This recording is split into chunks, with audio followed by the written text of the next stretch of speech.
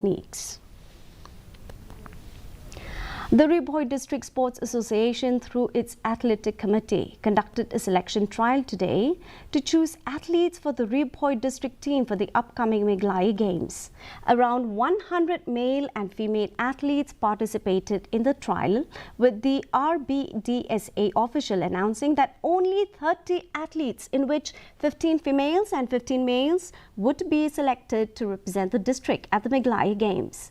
It may be mentioned that the 6th edition of Meghalaya Games is scheduled to begin in January 2025.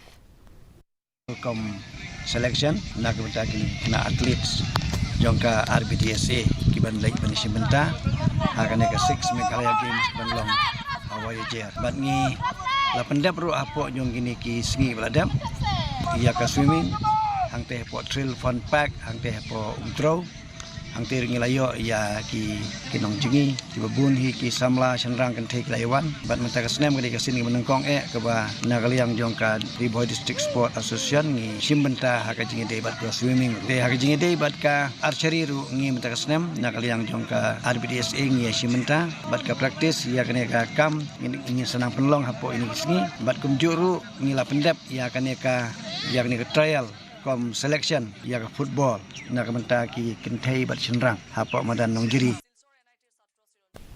Now viewers, let's look at the weather report.